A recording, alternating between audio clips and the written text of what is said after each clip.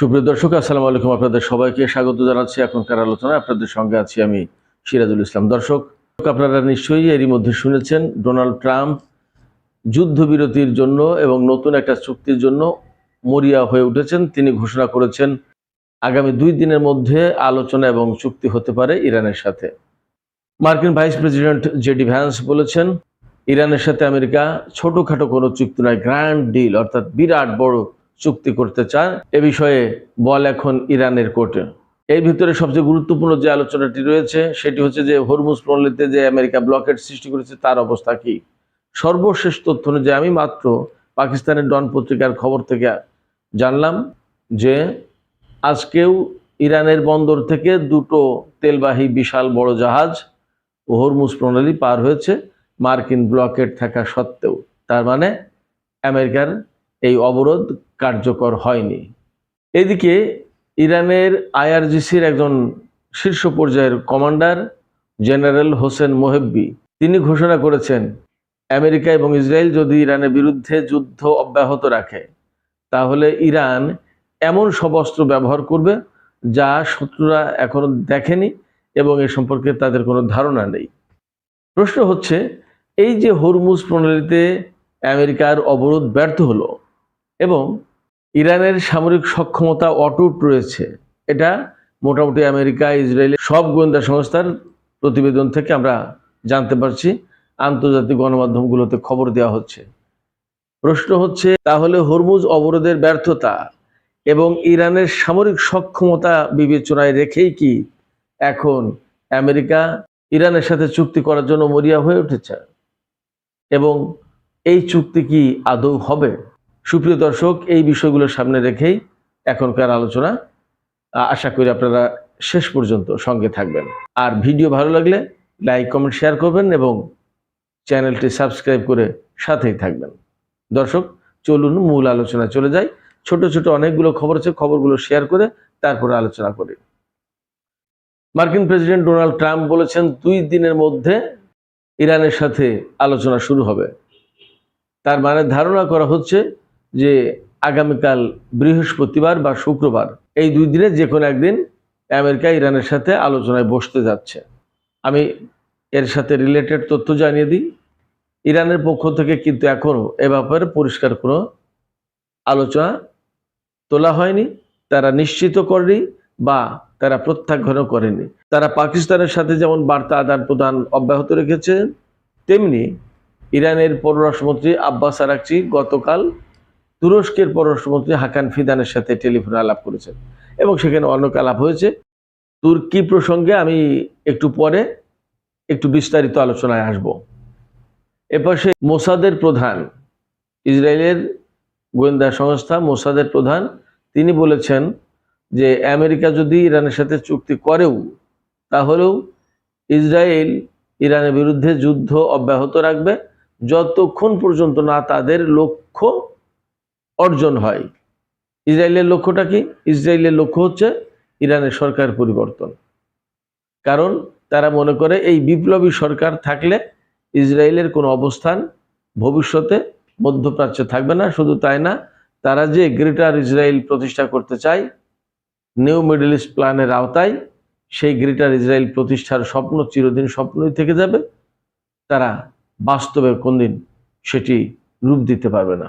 এদিকে শান্তি আলোচনার যে গুঞ্জন শুরু হয়েছে গতকাল থেকে, বিশেষ করে খুব জোরালো।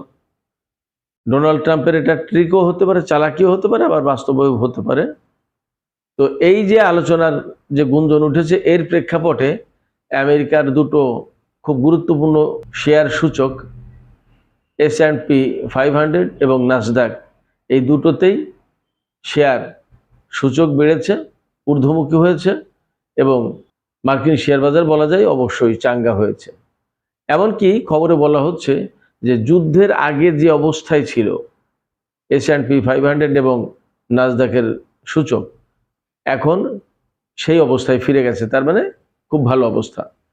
একই সাথে তেলের বাজারেও স্বস্তির খবর এসেছে, তেলের দাম কমতে শুরু করেছে। কারণ সবাই চিন্তা করে যে যদি যুদ্ধ হয় এবং হরমুজ প্রণালী নিয়ে যদি সংকট অব্যাহত থাকে তাহলে তেলের সরবরাহ ভালো থাকবে না। যখন আলোচনা হতে যাচ্ছে তখন সমাধান আসবে এবং তেলের সরবরাহ বা জাহাজ চলাচল স্বাভাবিক হবে, সংকট কেটে যাবে। অতএব তেলের বাজার ধীরে ধীরে কমতে শুরু করেছে। আমি আপনাদেরকে আরেকটা ভালো খবর জানাই। আগেই বলেছি, পাকিস্তানের ডন পত্রিকার খবর, 1:10 পাকিস্তানের ডন পত্রিকা এই রিপোর্ট আপলোড করেছে। তাতে বলা হচ্ছে ইরানের বন্দর থেকে 2টি তেলবাহী বিশাল আকারের ট্যাঙ্কার হরমুজ প্রণালী পার হয়েছে এবং পরিষ্কার করে বলা হচ্ছে আমেরিকার অবরোধ ব্লকেড থাকার পরেও, তার মানে আমেরিকার অবরোধ কার্যকর হচ্ছে না। এই ব্যাপারে রাশিয়ার পক্ষ থেকে রাশিয়ার পররাষ্ট্রমন্ত্রী সের্গেই ল্যাভরভ তিনি বলেছেন যে তারা হরমুজ প্রণালী খুলে দেওয়ার ব্যাপারে মধ্যস্থতা করতে প্রস্তুত রয়েছে। আবার চীনের পক্ষ থেকে কিন্তু পরিষ্কার হুমকি দেওয়া হয়েছে। গতকাল 4 দফা প্রস্তাব দেওয়া হয়েছে। পাশাপাশি তারা হুমকি দিয়ে রেখেছে তাদের জাহাজ যদি আমেরিকা আটকানোর চেষ্টা করে তাহলে চীন তাদের নিজেদের স্বার্থ রক্ষার জন্য প্রয়োজনীয় পদক্ষেপ নেবে। তার মানে আমেরিকা একেবারে খুব সহজে হরমুজ প্রণালী অবরোধ করে সারা বিশ্বের জাহাজকে আটকে দেবে, এটা ভাবার কোনো কারণই নেই, সুযোগই নেই। এবং ইরানের জাহাজ যদি চলাচল করতে না পারে তাহলে ইরান কারো জাহাজ চলাচল করতে দেবে না, সে ঘোষণা অনেক আগেরই ঘোষণা। অতএব হরমুজ প্রণালীর ব্লকেড কার্যকর করা খুব সহজ কথা নয়। যুদ্ধের সময় পারেনি কোনো কিছু অর্জন করতে, এখন যুদ্ধ না করে যদি হরমুজ প্রণালী অবরোধ করতে চাইতে সেটা কি পারবে আমেরিকা? এটা অসম্ভব ব্যাপার। এই জায়গায় মজার একটা খবর বলি, রাশিয়ার পার্শ্ববর্তী যে দেশ, প্রতিবেশী দেশ যার সাথে রাশিয়ার যুদ্ধ হচ্ছে, সেই দেশের প্রেসিডেন্ট মিস্টার জেলেনস্কি তিনি বলেছেন, একটা সাক্ষাৎকারে দেখলাম, তিনি বলছেন যে তারা হরমুজ প্রণালী ক্লিয়ার করে দিতে পারে যদি তাদের দায়িত্ব দেওয়া হয়, কিন্তু আমেরিকা এই ব্যাপারে তাদের কোনো দায়িত্বই দেয়নি এই পর্যন্ত। কথাটা শুনে আমার একটু হাসি পেল এই কারণে যে যিনি নিজের দেশ নিয়ে খুব বিপদে, তিনি কি করে এই হরমুজ প্রণালীতে, যেখানে আমেরিকা এবং ইসরায়েল সম্মিলিতভাবে হিমশিম খাচ্ছে ইরানের বিরুদ্ধে, সেখানে তিনি কি করে এই হরমুজ প্রণালী ইরানের প্রভাবমুক্ত করে দেবেন আমি ঠিক পরিষ্কার না। মজার তথ্য জানাই যে কাতার, বাহরাইন, সংযুক্ত আরব আমিরাত এরকম কয়েকটা দেশে তাদের বিমান বা আকাশ সুরক্ষা দেওয়ার জন্য, বিমান প্রতিরক্ষা ব্যবস্থা উন্নত করার জন্য দায়িত্ব নিয়েছিল। ইরান যে ক্ষেপণাস্ত্র এবং ড্রোন হামলা চালায়, এইগুলোতে রক্ষা করার জন্য এই মিস্টার জেলেনস্কি সাহেবের দেশ বা তার সরকার দায়িত্ব নিয়েছিল এবং তারা 5টা প্রতিরোধ কেন্দ্র গড়ে তুলেছিল পারস্য উপসাগরীয় কয়েকটা দেশে, সম্ভবত কাতার, বাহরাইন এবং সংযুক্ত আরব আমিরাতে। কিন্তু দুঃখজনক হলেও বাস্তব তথ্য এই যে তার প্রত্যেকটা, অর্থাৎ 5টাই ধ্বংস করে দিয়েছে ইরান ক্ষেপণাস্ত্র মেরে। মিস্টার জেলেনস্কির দেশের পরিস্থিতি যখন এই, তার আকাশ প্রতিরক্ষা বা ক্ষেপণাস্ত্র প্রতিরক্ষা ব্যবস্থা যখন এই, তখন তিনি কিভাবে হরমুজ প্রণালী খুলে দেবেন তা পরিষ্কার নয়। এর ভেতরে ইরানের IRGC অর্থাৎ বিপ্লবী গার্ড বাহিনীর অন্যতম শীর্ষ পর্যায়ের কমান্ডার জেনারেল হোসেন মোহিব্বি তিনি একদম সুস্পষ্ট করে বলেছেন যে যদি আমেরিকা ইসরায়েল যুদ্ধ অব্যাহত রাখে তাহলে ইরান এমন সব অস্ত্র, নতুন নতুন অস্ত্র ব্যবহার করবে যা এর আগে ইরান ব্যবহার করেনি, এবং এই সমস্ত অস্ত্র সম্পর্কে শত্রুদের কোনো ধারণাই নেই। শুধু তাই না, তিনি কথা বলেছেন পরিষ্কার করে যে ইরান যদি এই সমস্ত অস্ত্র ব্যবহার করে তাহলে সেগুলো মোকাবেলা করার কোনো ক্ষমতা শত্রুদের নেই।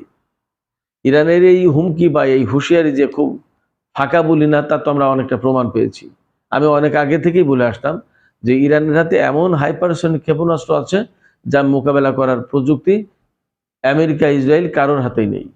ফলে IRGCর এই কমান্ডারের যে বক্তব্য, যে এই হুঁশিয়ারি যে ফাঁকা বলি না, তা কিন্তু মোটামুটি নিশ্চিত।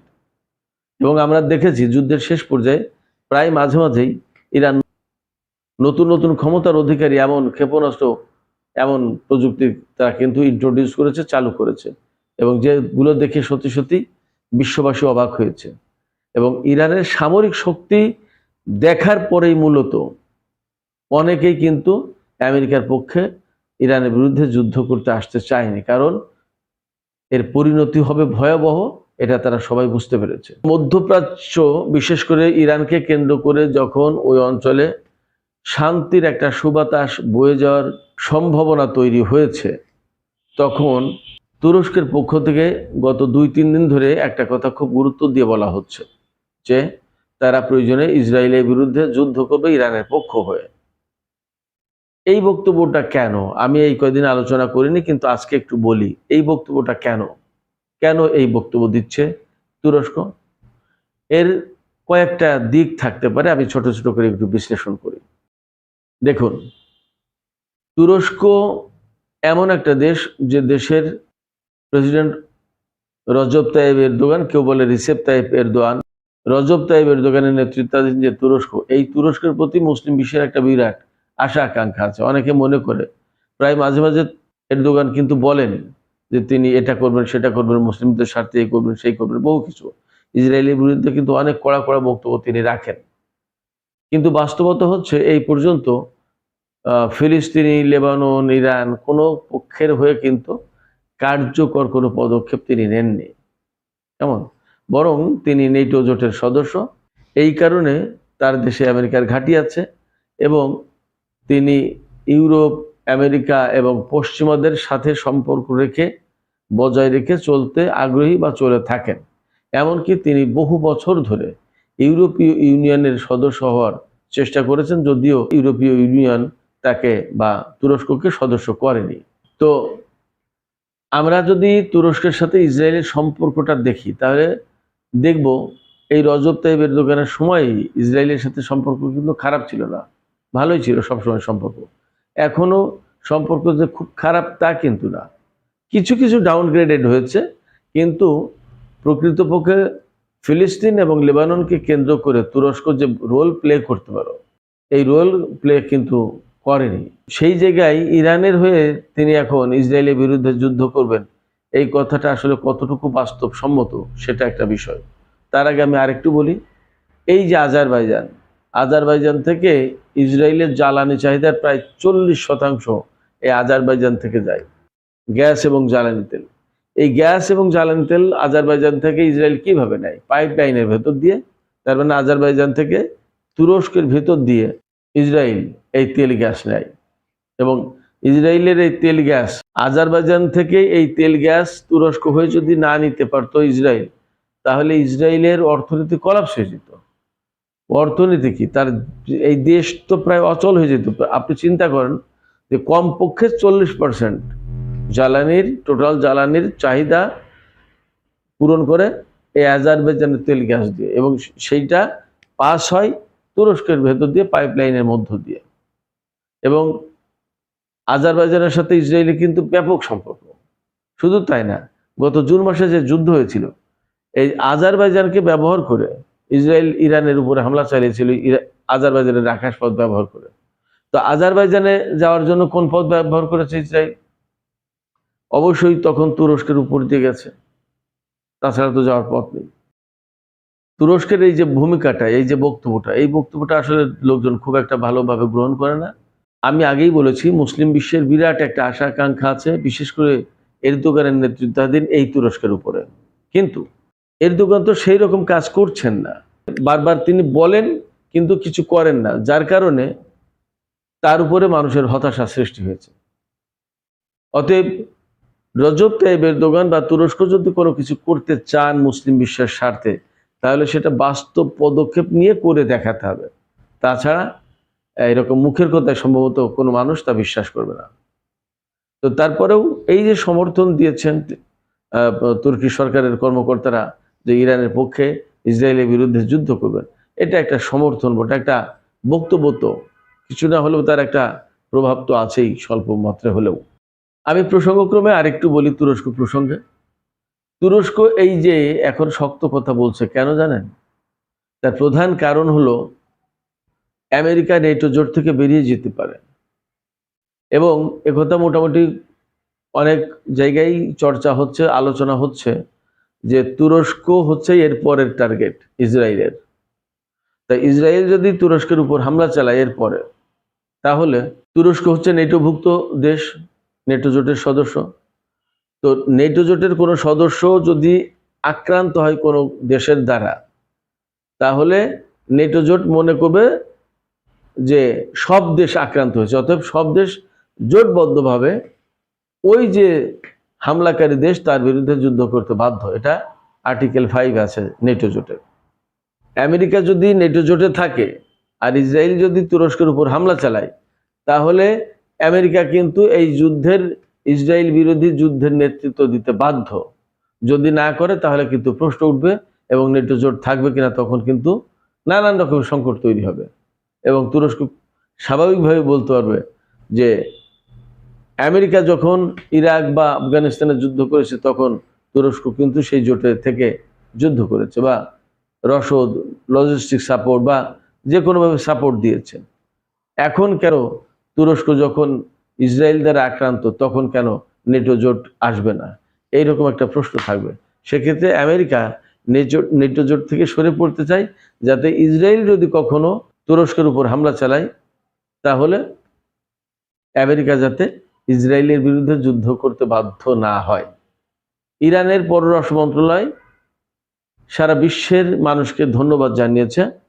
ইরানি পররাষ্ট্র মন্ত্রণালয় বলেছে যে ইসরায়েল এবং আমেরিকার বিরুদ্ধে যে ইরান প্রতিরোধমূলক যুদ্ধ করেছে, সেই যুদ্ধ চলাকালীন সারা বিশ্বের মানুষ, সেই যুদ্ধ চলাকালীন সারা বিশ্বের মানুষ যেভাবে সমর্থন দিয়েছে ইরানের প্রতি, তার জন্য ইরান ধন্যবাদ জানাচ্ছে বিশ্ববাসীকে এবং কৃতজ্ঞতা জানাচ্ছে।